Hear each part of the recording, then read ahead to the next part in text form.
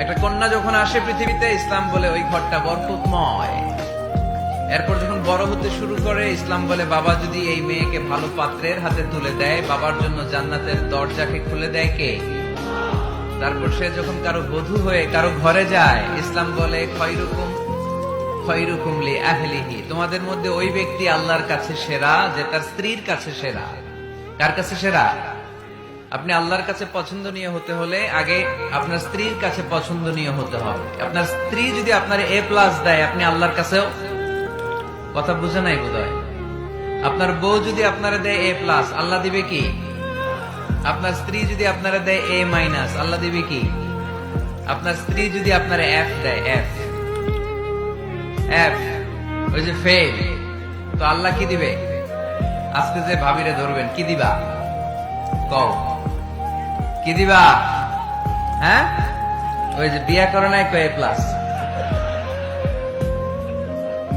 স্ত্রীদের সাথে বিষ্ণু ঈসা ইসলাম অনেক খুনসুটি করতেন, অনেক ভালোবাসতেন স্ত্রীদেরকে।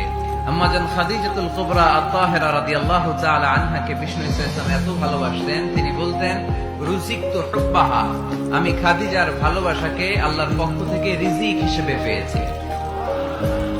খাদিজাতুল কুবরা আত-তাহেরা রাদিয়াল্লাহু তাআলা আনহার ইন্তেকালের পরে উনি খাদিজাতুল কুবরা আত-তাহেরা রাদিয়াল্লাহু তাআলা আনহার বান্ধবীদের বাড়িতে কুরবানির গোশত হাদিয়া পাঠাতেন।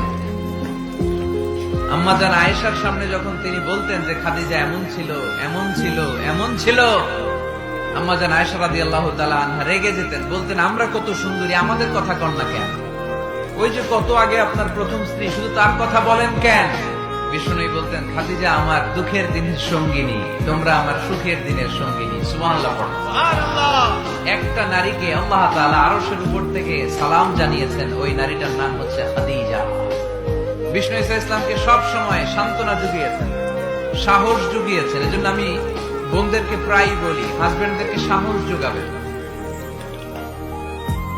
স্বয়ং আল্লাহ তাআলা সাইয়েদনা জিবরাইল মারফত জানিয়ে দিলেন, ও নবী বাশশিরু খাদিজাতা বাইতান ফিল জান্নাহ, আপনি আপনার স্ত্রী খাদিজাকে এমন একটা জান্নাতের ঘরের সুসংবাদ দেন যেটা মণি, মুক্তা, ডায়মন্ড, সাফায়ার স্টোন দিয়ে তৈরি, যে জান্নাতের ভেতরে কোনো আওয়াজ নাই, নয়েজ নাই, চিৎকার নাই, হই হুল্লোড় নাই। সুবহানাল্লাহ পড়েন।